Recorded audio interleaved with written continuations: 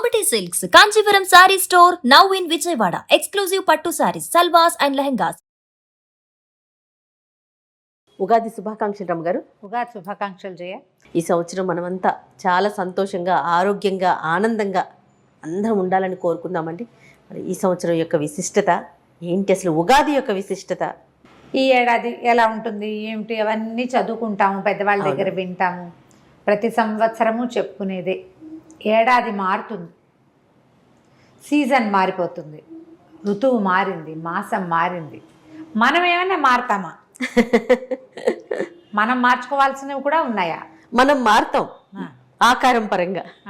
ఏమిటి మార్చుకోవాల్సినవి ఏంటనేది మనం మాట్లాడుకోవాలి. జీవనం అంటే ప్రతిసారి మనం ఈ ఉగాది పండగ అనగానే వసంత ఋతువు కదా. అవును. మళ్ళీ సంవత్సరం మొదలవుతుంది, దీంతో కొత్త ఋతువు వస్తుంది. మధుమాసం అంటాం. మధుమాధవ మాసాలు రెండు. ఇది వసంత ఋతువు. మధుమాసం అంటే చైత్రమాసం, మాధవ మాసం అంటే వైశాఖ మాసం. ఈ రెండు మాసాలు కలిపి ఈ ఋతువుగా నిర్ధారించారు. ఇప్పటిదాకా అంటే ఇదివరకు ఈ పండగ వస్తూనే చిన్న చిన్న పిందెలు, చిటిపొట్టి పిందెలు, మామిడి పిందెలు కనపడే. ఇప్పుడు ఆవకాయకి సరిపడా ఆ మాత్రం కాయలు, రమ్మగారు బంగాళపల్లి కూడా వచ్చేస్తున్నాయండి, పళ్ళతో సహా వచ్చేస్తున్నాయి. అంటే కాలంలో మనకేంటంటే సీజన్స్ కూడా స్పీడ్ అయిపోతాయి, పరుగు పెడుతున్నాయి మనతో పాటుగా. అవి కూడా రోజులు వాటంతటా అవి వెళ్తూ ఉంటాయి. కాకపోతే ఆ రోజులు ఋతువుల్లో రావాల్సిన మార్పులు కొంచెం ముందుగానే కనపడుతూ ఉంటాయి. కానీ వసంత ఋతువు వచ్చేసరికల్లా ప్రకృతి అంతా శోభాయమానంగా మారిపోతుంది. చిగుళ్ళు పెడతాయి, పూతలు పెడతాయి, పోతమా కోయిలలు కూస్తూ ఉంటాయి. నేను ఒక నెల క్రితం నుంచే వింటున్నాను కోయిల కూత. మా ఇంటి దగ్గర ఒక మామిడి చెట్టు మీద కూస్తూనే ఉంటుంది, అదే పని మీద ఉంటుంది అది. ఇదివరకు కరెక్ట్గా పండగ అటు ఇటుగానే కూసేది. సో సీజన్ని బట్టి మనం కొన్ని పద్ధతులు, కొన్ని ఆలోచనలు, కొన్ని అవగాహనలు అవి మార్చుకోవాలి. ప్రతి సంవత్సరం నూతన సంవత్సరం ఉగాది అనగానే పండగ రోజు ఏం చేయాలి, ఏం చేయకూడదు. అభ్యంగన స్నానం చేయాలి. అయితే మనం మామూలుగా చెట్ల ఆకులు అవి వేసుకుని స్నానాలు చేసే పద్ధతి ఈ పండగకు ఉండదు. మనం రథసప్తమి కూడా మన జిల్లేడు ఆకులు పెట్టుకున్నాం కదా. మామూలుగా పల్లవాలు అంటారు చూడు, మర్రి, రావి, జువ్వి, మేడి, మామిడి అలాంటి ఆకులని నీటిలో వేసుకుని చేస్తే ఔషధ స్నానంలాగా అవుతుందని మంచిదంటారు. దొరికితే ఏమైనా 2 ఆకులు వేడి నీళ్ళల్లో వేసుకుని ఆ నీటితో స్నానం చేయటం ఓకే, కుదిరితే. లేకపోతే చక్కగా పెద్దవాళ్ళు చిన్నవాళ్ళకి నెత్తి మీద నూనె పెట్టి చక్కగా దీవించి ఆయురారోగ్య ఐశ్వర్యాలతో ఉండాలని, అమ్మకడుపు చల్లగా ఉండాలని దీవించి నూనె రాయటం, అభ్యంగన స్నానం చేయటం, ఉదయమే పొద్దున్నే స్నానం చేయటం. తర్వాత ఏమో నింబఫల భక్షణం అంటే వేపూత తినడం. పూతని పూతగా తినం కాబట్టి ఆ పూతతోటి షడ్రుచుల మేళవింపుతోటి ఉగాది పచ్చడి చేసుకోవటం, పచ్చడిని స్వీకరించటం, దైవ ధ్యానం, దైవ ప్రార్థన, దైవ పూజా విధానము అన్నీ చేసుకోవటం. దాంతోపాటుగా చక్కగా షడ్రసోపేతమైన రుచికరమైన పదార్థాలని తయారు చేసుకుని దేవుడికి నివేదన చేసుకోవటం. మన ఆరాధ్య దైవం ఎవరో, మన ఇంట్లో పూజా విధానం ఏమిటో దాన్ని బట్టి. తర్వాత ఆహార స్వీకారం మంచిది. ఏమనాలి దీన్ని, పంచభక్ష పరమాన్నాలు, నవకాయ పిండి వంటలతోటి భోజనం చేయటం. తర్వాత సాయంకాలం లేదా మధ్యాహ్నపు వేళైనా మనం పంచాంగ శ్రవణం చేయటం మన విధిగా ప్రతి సంవత్సరము చెప్పుకునేదే. ఋతువు మారుతుంది, చెట్లు పాత ఆకుల్ని రాలగొట్టేసుకుని ఉంటాయి ఆల్రెడీ, కొత్తగా చిగుర్లు వేస్తాయి, కొత్తగా పూత వస్తుంది, కొత్తగా కాపు వస్తుంది, అన్నీ కొత్తవే. ఎండాకాలం మొదలైపోతుంది, సూర్యుడు తేజస్సు పెరిగిపోతుంది. చైత్రం రాగానే మొదలు కరకరలాడే ఎండ మనకు ఒక 15 రోజుల క్రితం నుంచే కరకరలాడుతుంది. ఇప్పుడు ఏంటంటే ఎండ వల్ల వచ్చే బాధలు మొదలవుతాయి. దీన్ని సబ్సైడ్ చేయడం కోసం, ఎండాకాలంలో వచ్చేటువంటి రకరకాల అనారోగ్యాలని తగ్గించుకోవటం కోసమే మనం ఈ వేప పూత తినటం, వేప చెట్ల గాలిని ఆస్వాదించటం, మామిడి రెమ్మలతో పాటుగా వాకిలికి తోరణాలు కడతాం, మామిడి రెమ్మలు, వాటితో పాటుగా వేప కొమ్మలు కూడా కట్టుకోవటం. మేము మాత్రం యథావిధిగా ఇంత ఇది తెప్పించుకుంటాను జయ. నాకు వేపగాలి మహా ఇష్టం. వేపాకులు చక్కగా వాకిళ్ళు తుడిచి ముగ్గులు వేసుకోవడం, ఇవన్నీ మనం ఏటా ఎప్పుడు పండక్కి చేసేది. అవునండి. అయితే ప్రతి సంవత్సరము మనం ఒక కొత్త ఆలోచన చెయ్యాలి. ఇప్పుడు ఈ సంవత్సరం మనం ఏం చేస్తాం, ఇది వింటాం కదా ఈ పండక్కి, పంచాంగ శ్రవణం చేయటం వల్ల ఒక విశేషమైన ఫలితం ఉందని చెప్తారు. నిరుడు కూడా ఈ మాట చెప్పినట్టే గుర్తుంది. అవును. మన జాతకాల్లో ఏవైనా దోషాలు ఉంటే పంచాంగ శ్రవణం వల్ల అవి తగ్గిపోతాయి అంటారు. ఈ ప్రత్యేకమైన రోజున మనం ఇది వింటే అవి తగ్గిపోతాయి. ఓహోహో. మనకేవో గ్రహ దోషాలు ఉన్నాయి. అవునవును. ఎవరో గురువు నీచంలో పడ్డాడు, ఇంకోళ్ళు ఎవరో ఉచ్చంలో పడ్డారు. వాళ్ళు ఉచ్చంలో ఉండి వీళ్ళ నీచంలో ఉన్నా మనకి సమస్యలు వస్తాయి. రాజపూజ్యం 2, అవమానం 16 ఉంది. అదే కదా చూస్తాము. అవును. అప్పుడు కొంచెం బ్యాలెన్స్ అవుతాయి, సమస్యలు తగ్గుతాయి. పంచాంగ శ్రవణం విధిగా చేయాలి. పంచాంగాన్ని ఇది మన ఉగాదికి కవి సమ్మేళనం చేయటం కూడా మన వాళ్ళు అదొక ఆచారం, ఒక సంస్కృతి కింద. స్నేహితుల్ని కలుసుకోవటం, లైక్ మైండెడ్ పీపుల్ తోటి మాట్లాడటం. ఓకే. దీంతో పాటుగా పండగ రోజు పోట్లాడుకోవద్దు, గొడవ పడద్దు. ప్రతి పండగకి చెప్తాం. ఈ ఉగాది పండగ ఏంటంటే సంవత్సరపు మొదటి రోజు కాబట్టి సాధారణంగా పెద్దవాళ్ళంతా చెప్తారు, తొలి రోజున సరిగ్గా ఉంటే మళ్ళీ రోజు కూడా సరిగ్గానే ఉంటుంది. తొలి రోజు సరిగ్గా ఉండాలంటే పండగ రోజున సక్రమంగా ఉండాలి. ఏదో చిన్న విషయం మీద చిలికి గాలివాన చేసుకుని కొట్లాడుకోవద్దు. ఏవైనా గొడవలు ఉంటే సార్ట్అవుట్ చేసేసుకోండి. వస్తువులు పడేసుకోవటం, పారబోసేసుకోవటం, ఎక్కువ వండి పడేయటం లాంటివి చేయబోకండి. మనం జాగ్రత్త వహించవలసింది. స్నేహితులతోటి ఏదైనా ప్రాబ్లమ్స్ ఉంటే వాటిని సార్ట్అవుట్ చేసుకోండి. చుట్టాల్లో ఉన్నా కూడా చక్కగా కలిసి ఒక 2-3 స్నేహితులను వెళ్ళి చూసి రావటం, కాస్త అట్లా వ్యాహ్యాలుగా బయటికి నడిచి వెళ్ళటము, చల్లగాలి, దేవాలయ సందర్శనం చేయటము. తొలి రోజున చేసాం దేవాలయ సందర్శనం, మనసు ప్రశాంతంగా ఉంది. ఏడాదంతా ప్రశాంతత ఉంటుంది. న్యాచురల్లీ సహజంగా జరగ అవకాశం ఉంది. లేదా మనకే ఏదైనా గొడవ వచ్చినా పండగ రోజున హాయిగా ఉన్నాం, ఇవాళ ఏమిటి ఇలా ఉన్నాం అని సర్దుకుంటాం.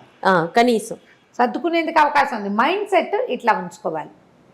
ఈ చెట్లు ఎలాగైతే కొత్తగా చిగుర్లేసి మళ్ళీ పూయటానికి కాయడానికి సిద్ధపడతాయో అలాగే మనం చేసిన తప్పులు ఏమైనా ఉంటే వాటిని వెనక్కి వదిలేసి మళ్ళీ జీవనారంభానికి చూసుకోవాలి.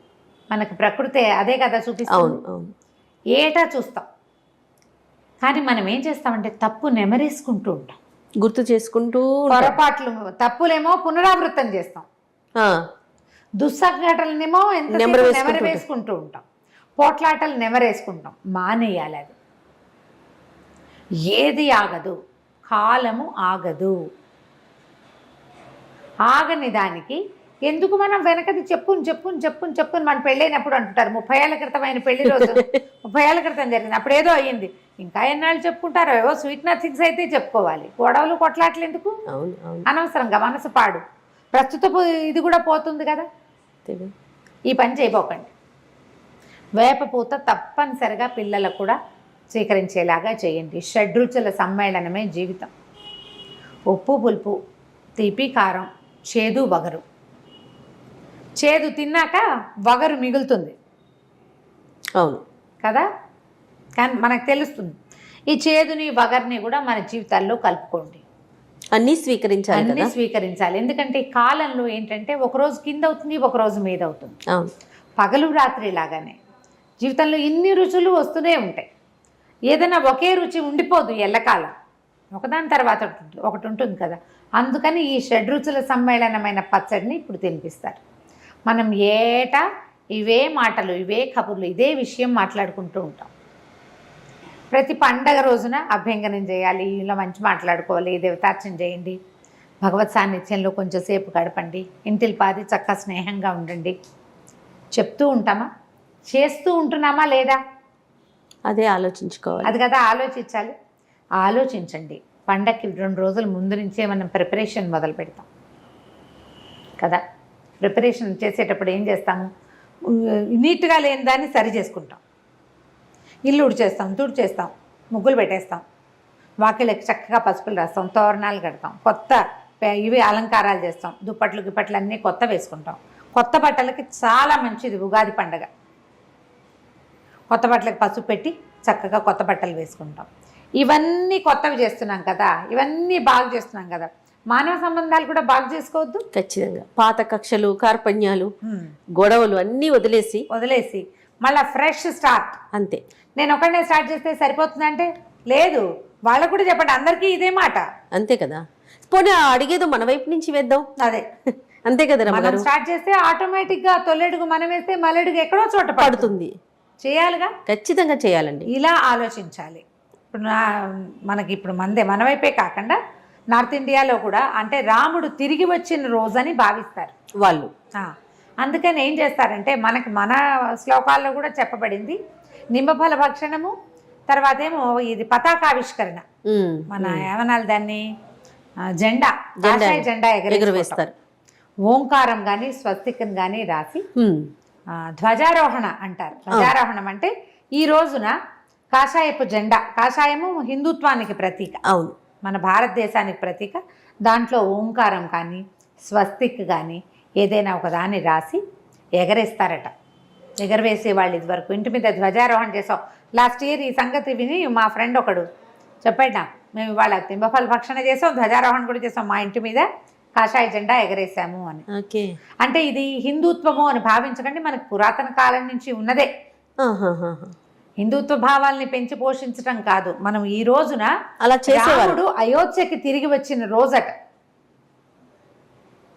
ఈ రోజు. అందుకని వాళ్ళు పండగ చేసుకునేవాళ్ళు, వాళ్ళు ఇలా చేసుకున్నారు. అదే మనం కూడా చేయొచ్చు, ఆసక్తి ఉన్న వాళ్ళు చేయండి. లేకపోతే మన మామూలు పద్ధతి ప్రకారమే వాకిళ్ళకి పసుపులు రాయటం, వాకిట్లో చక్కగా ముగ్గేసుకోవటం, పువ్వుల దండలు కట్టడం, మామిడి మండలు వేప మండలు కట్టుకోవటం, వేప పువ్వు తెచ్చుకోవటం, చక్కగా బాగు చేసుకుని కాస్త చింతపండు పులుసు, అందులో వేపపోత కలిపి, తర్వాత ఉప్పు బెల్లము, ఇదివరకు మిరియాలు వేసేవాళ్ళు, తర్వాత కాలంలో పచ్చిమిరపకాయ వేసుకుంటున్నాము మనం. వాళ్ళ తర్వాత పచ్చిమిర్చి అలవాటు అయిపోయింది కదా. దీంతో పాటుగా చిన్న మామిడికాయ, లేత మామిడికాయ పిందెలు సన్నటి ముక్కలు తరిగి అవి కూడా కలుపుకోవటం. నేనైతే ఎవ్రీ ఇయర్ చెప్పేది 2-3 అరటిపళ్ళు వేసుకుంటాను, నేను బైండింగ్ బాగుంటుందని. ఎవరెవరి అలవాటు మట్టి, కొన్ని చోట్లేమో దాన్ని ఉంటారు పుట్నాల పప్పు వేస్తారు, చెరుకు ముక్కలు వేసుకుంటారు, దానిమ్మ గింజలు వేస్తారు, జామ పళ్ళ ముక్కలు వేస్తారు.